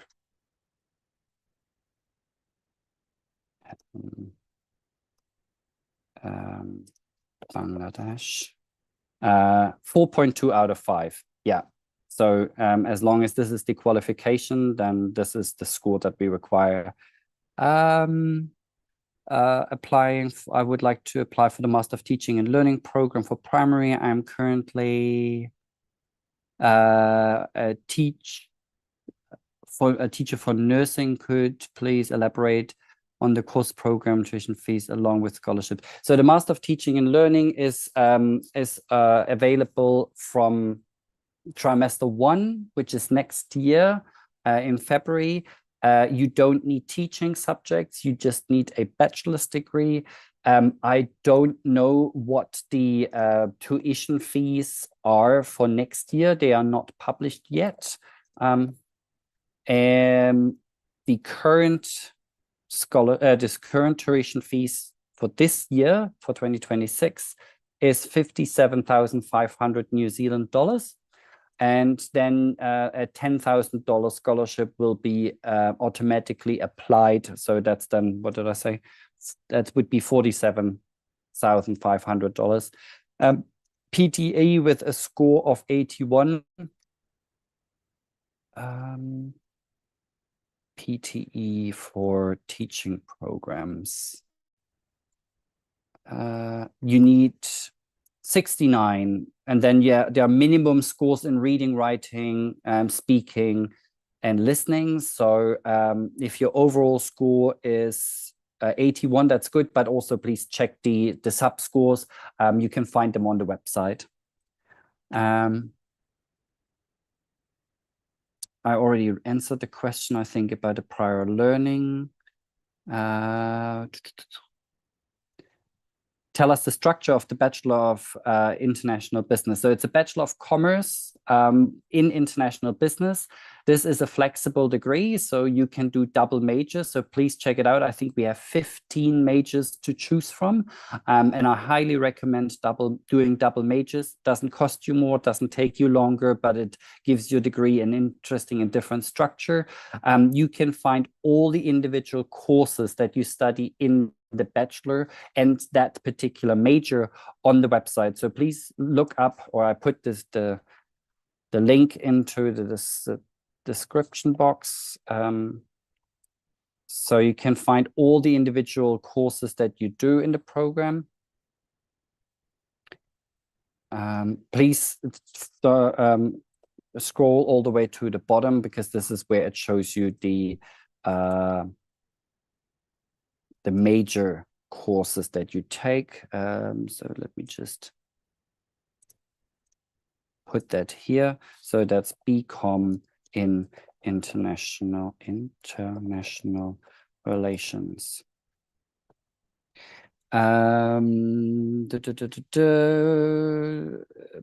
Bachelor of Business Administration, 2.79, 56 out of 4.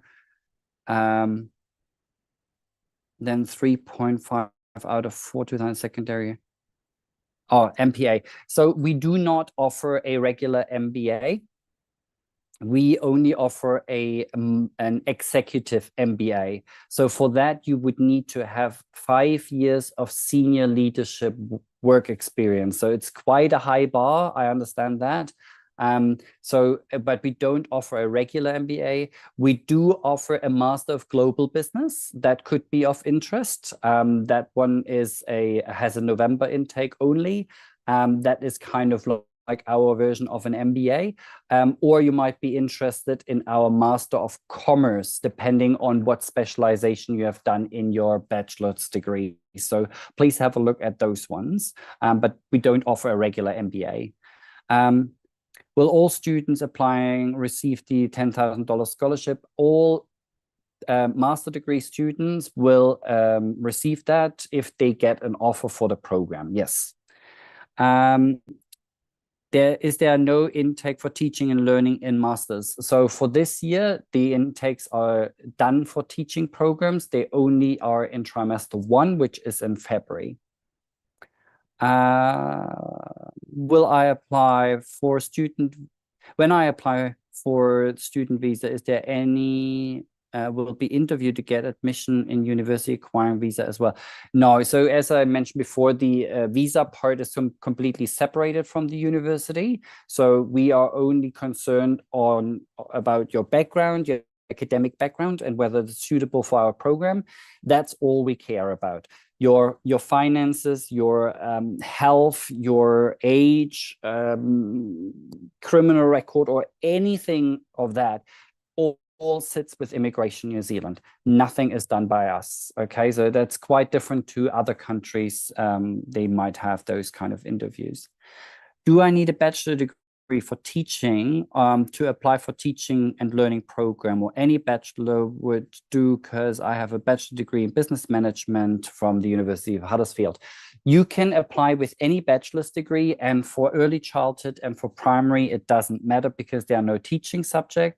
For secondary, you would need to meet teaching subject requirements. So if you have done any courses in your bachelor's degree that would align with a teaching subject in New Zealand, then that would be an option, yes. I have completed MBBS degree in 2010, now working in clinical setting. Can I apply for Master of Public Health, IELTS score 6? So 2010, so you have done your bachelor's degree in 2010, and now you want, so first of all, we don't have a Master of Public Health, but we have a Master of Health where you can do specializations such as health leadership and management, health promotion, and there is another specialization that aligns with public health. I just need to remember what it was called. Health policy planning and service delivery. My slight concern might be a little bit your age, maybe, because 2010, that's now 16 years ago. This is when you had your bachelor's degree. So I'm not sure if Immigration New Zealand, how they would view your application, but please, this is not my expertise. But you need an IELTS of 6.5, no band less than 6. So you would need to up your IELTS a little bit. Can I apply for a visa 6 to 7 months earlier if I receive an offer of place, considering my PTE expiry date? So is there any, I guess that's part-time work limit for a PhD program. So I don't think that Immigration New Zealand would look at an application prior to like 3 or 4 months before. And Immigration New Zealand does not require you to prove your English. You need to prove your English to us. So your English qualification or test must be valid by the time you apply to the university. For the Immigration New Zealand, it doesn't matter. They do not ask to prove your English. Is there any part-time work limit during PhD? Actually, PhD students get full-time work rights. Okay, so not part-time, but full-time work rights. But please remember that your main focus is to do research and do your PhD. So you should not overstretch that. We have some academics that get quite upset with their students because they work too much and do too little research. Okay. Sir, could you please tell more how much time the university take to private an offer letter? Well, that depends a little bit. We are a bit slower, but we usually get an offer out between 2 to 4 weeks. So it depends a little bit on the program and the time of the year that you're applying for. So if you have already applied and we have not gone back to you for a while, then please ask Globalwings to follow up, and then I will push for that one. Is IELTS TOEFL exempt for if I've received my degree from the US? Yes, usually it is. It also sometimes it depends how long ago you have done your degree. So you can find all of our English requirements, including exemptions, on our website, and I put a link here into the description box. So please feel free to meeting group chat. I guess that's everyone then. Okay, so I just put it here. So please have a look through it. That might give you an idea. Now, where were we? Hello, completed BSc in EEE. I'm not quite sure what EEE is. After I started my job career in the power sector, or something like electronics engineering, I suppose. Power sector assistant engineer, but I have changed my sector job and started job as information security engineer. I've been working in this for 9 years. Now I'm interested in completing MSc. Okay, so we don't offer MSc in cybersecurity, but we offer our Master of Engineering practice or the Master of Engineering to do cybersecurity. However,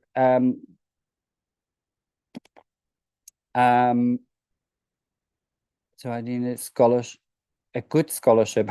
I guess $10,000 is good. That's the maximum that we offer. So yeah, you want to look at the Master of Engineering or the Master of Engineering practice. So please have a look at those two programs. They might be your best choice to get into the program. In the WW website showed that the Master of Engineering practice is $74,150 for the full program, but while I search Google, it shows $49,000. Our website would have the correct fee. I'm not sure where Google gets the fees from.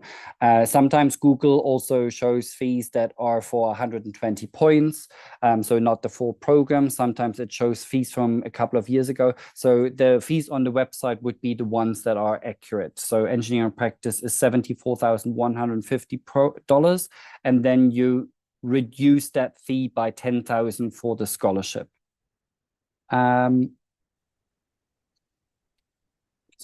So that is the business MBA, the EMBA question. We usually require a higher GPA. So let me just check what, is it a B or B plus average that is required?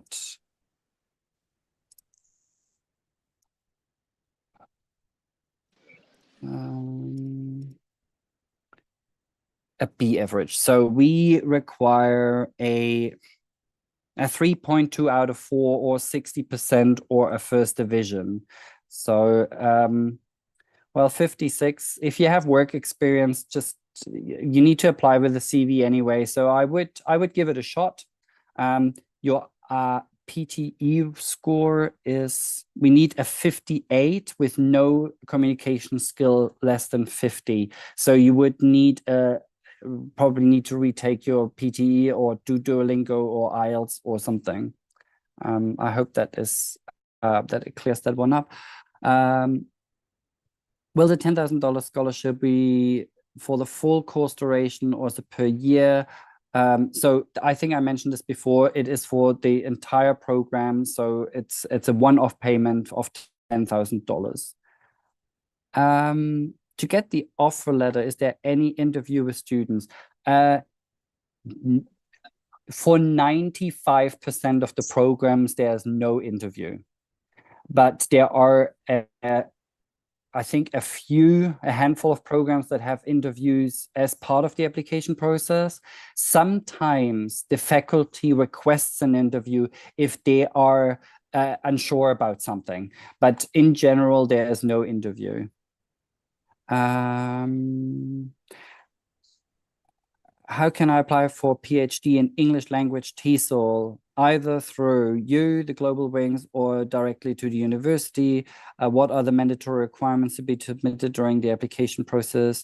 Overall, I would like to know about PhD application procedure. Okay, so for PhD programs, Globalwings cannot submit the application on your behalf. This is only an option for bachelor and master degrees. However, Globalwings can guide you a little bit, but what their main function would be for a PhD application is to certify your documents. That's important. And then even more importantly is the application process for the visa.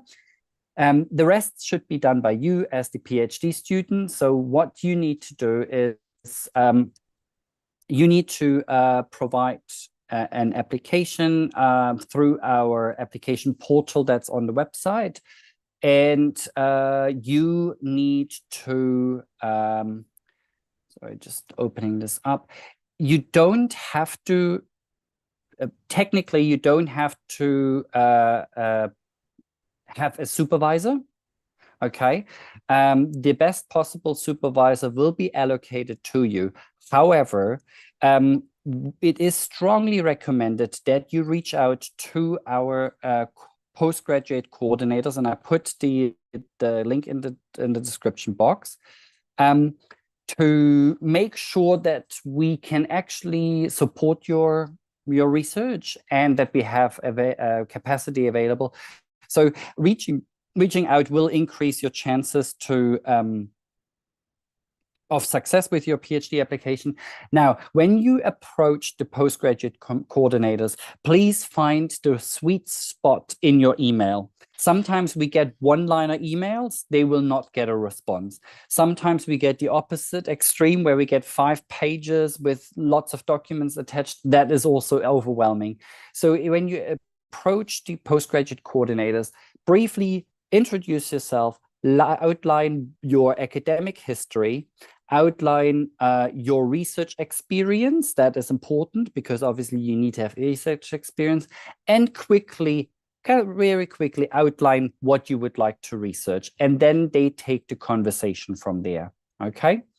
So you also don't need a full-blown research proposal. You need a expression of research interest as part of your application, and that's a 2 to 3 A4 page document, and that includes questions like what research are you interested in? If it has been researched before, why do you believe it needs further research? How do you propose to research this? Do you anticipate any challenges in your research? And how does it relate to your current academic and professional background? So I hope this is clear. Sia, is there any funding for the procedure? I'm sorry, I'm just muting. I don't know if I can mute.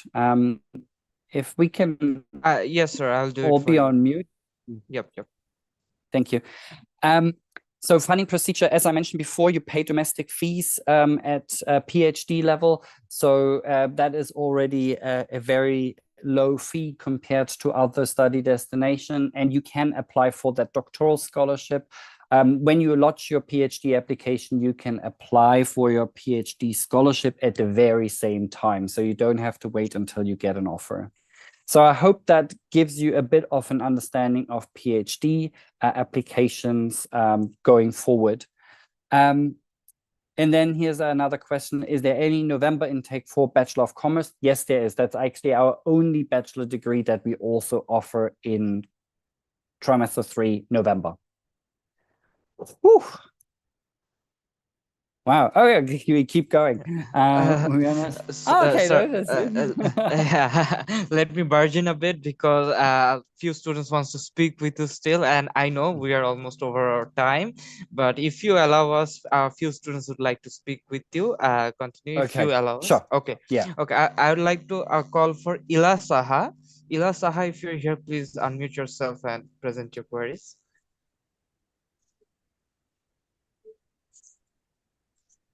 Miss Ella? I can see you have unmuted.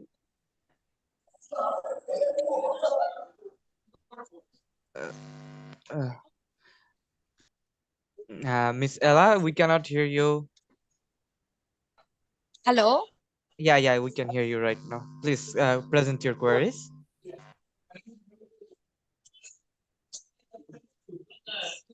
Hello, Miss Ella. Hello.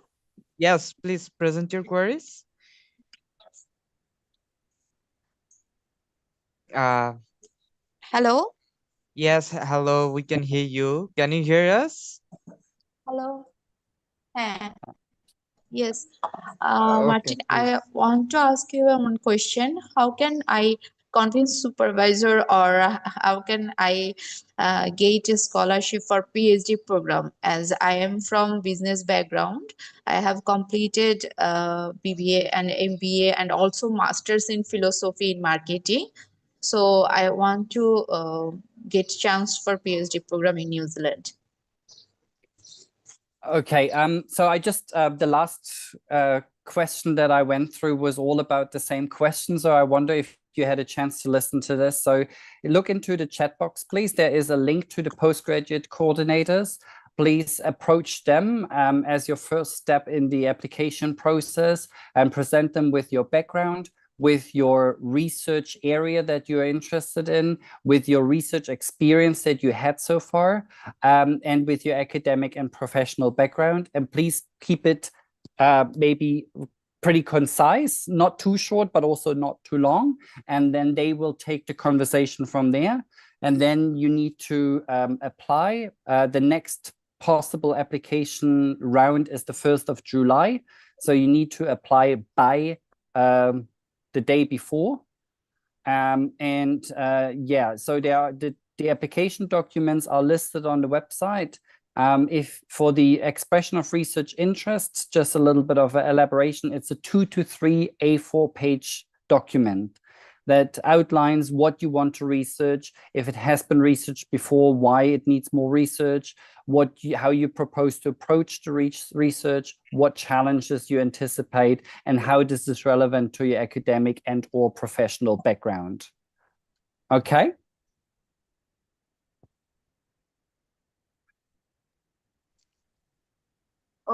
Okay, thank you. Can you hear us? Thank you, Martin. Okay, thank you very much. We gotta quickly move forward now because we're already over time. So I would like to give the floor to Sheikh Charlotte Caesar Hossein. Sheikh Charlotte Caesar Hossein, if you're here, please unmute yourself.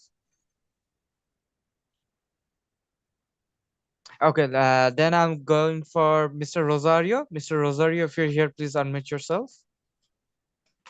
Yeah. Hello. Can you hear me? Yes. Yep. Yeah. Well, I actually wanted to talk to you about the PhD, but I'm very glad that you've pretty much covered most of the questions I had. I just have one very specific question. I recently just finished my master's from the UK, and yeah, I wasn't given a percentage on my certificate. I was just told I was awarded a merit, and I checked your website. It says you guys accept a B+ or equivalent. So how do I do the conversion? Like, what would be the conversion scale on the degree? UK.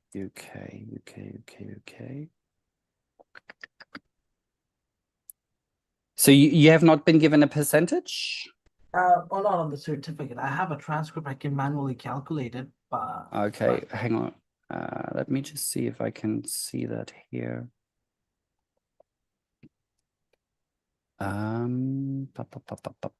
Okay, so for the UK, B+. A B+ is a second class honors upper division. Okay. Yeah. Be a merit.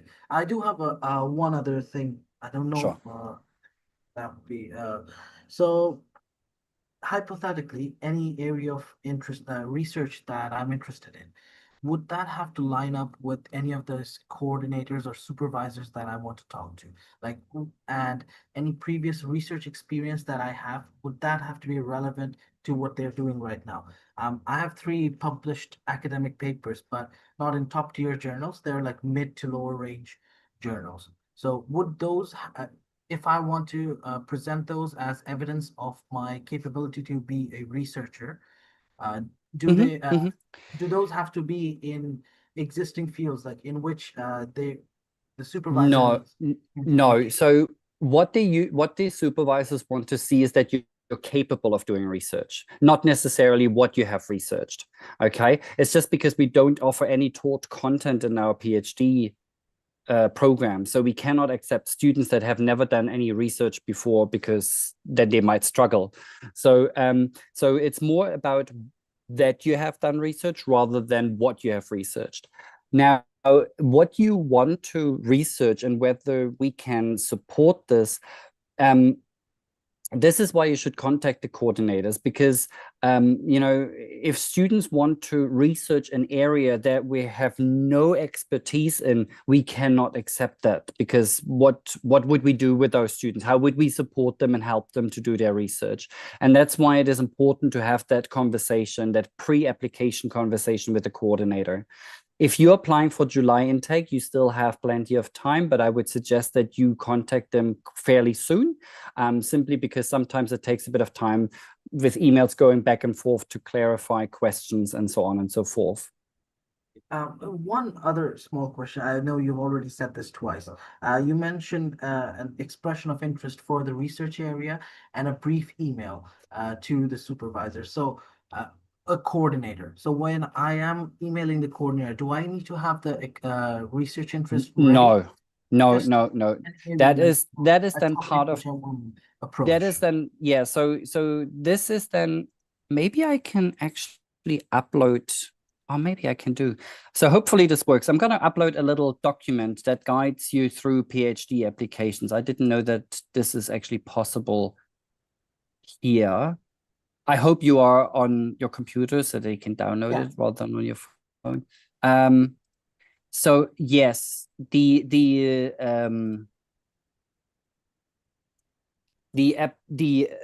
what is it called? The expression of research interest, that is at application stage.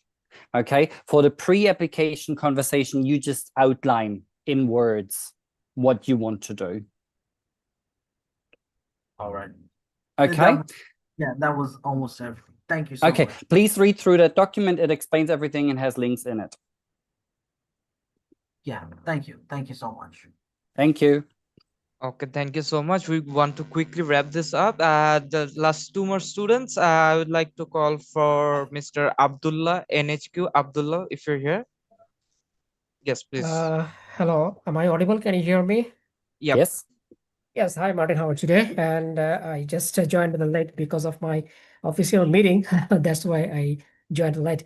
So, Martin, I just completed my BSc in Tripoli, and after completing my BSc, I worked with the power sector in 3 years. So after that, I just switched my job career. That is, I have been working in information security. Okay. So I have been working almost 9 years above.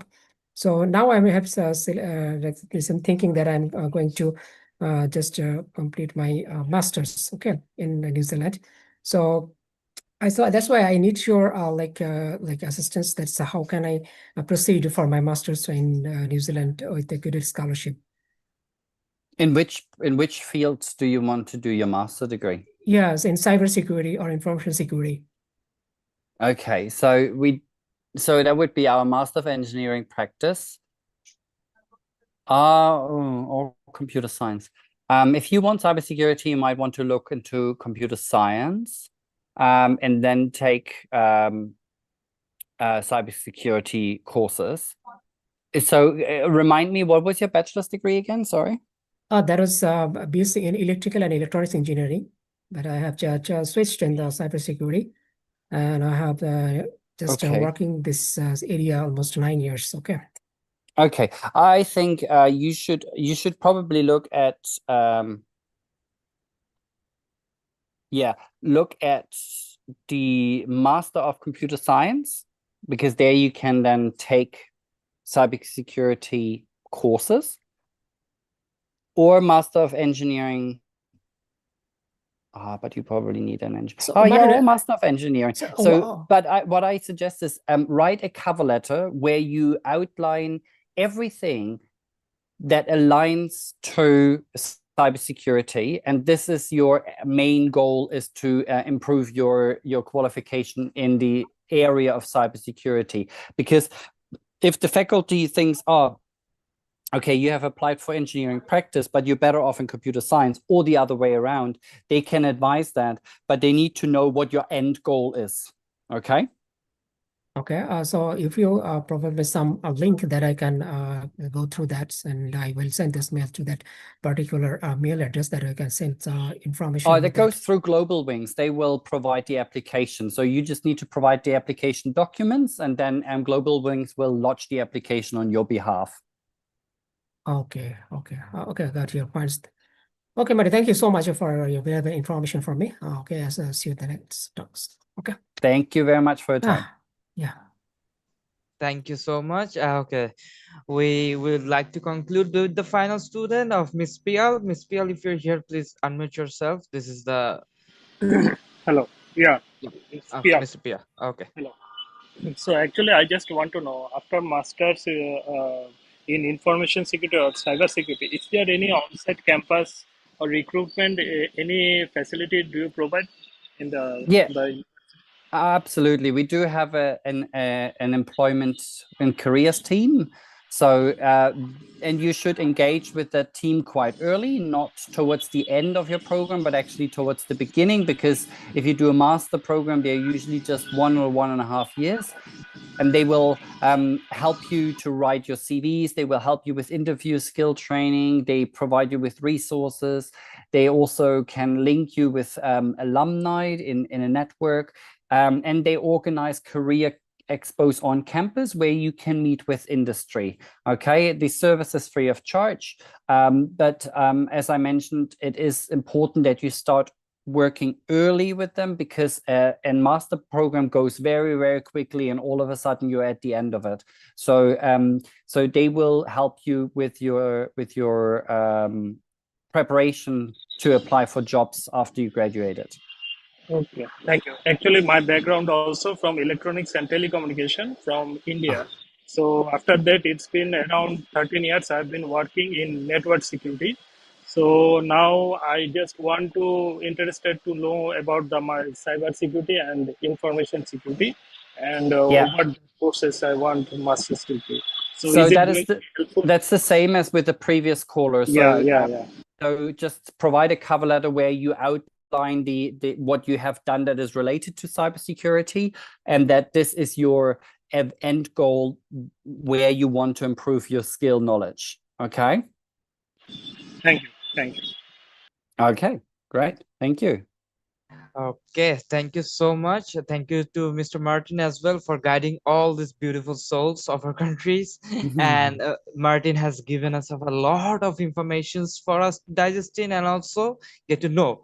So as a result, I would also like our beloved students to I can see more students are coming in with this conversation, but thanks to all, I would like to conclude this wonderful event, and also I'd like to ask Martin to conclude from his side, and I hope we'll have this kind of events in the future as well for all of our beautiful students. Thank you, Martin. Okay, great. Thank you. Well, thank you so much, first of all, for this opportunity. And I can see that some students have been in this call right from the beginning. So thank you very much for your patience, listening to all of this. And maybe not all of this was relevant to your individual situation. So thank you very much for being patient. I think just another piece of advice that I would like to give to students is please do check your emails regularly, check your spam folder regularly, because sometimes that ends up there. And please do action on all emails that are sent to you. That would then remove a lot of friction, a lot of delays and all this kind of stuff. That is probably my last piece of advice. Otherwise, yeah, we we have not a large number of Bangladeshi students on campus. We do have a few, you're not the only one, but it's not a huge group. So we are quite excited to see more students from Bangladesh. And yeah, hopefully we are the right place for you. I hope this was informative. Please do your own research. Look at YouTube, look at Wikipedia, Google things, talk to people who have been to New Zealand, check with Globalwings, so that you make the right decision. Yeah, and then I hope you have a wonderful time in New Zealand. Thank you. Thank you so much, Martin. I hope you have a wonderful rest of the day as well. Okay, bye-bye. Thanks, everyone. Bye-bye.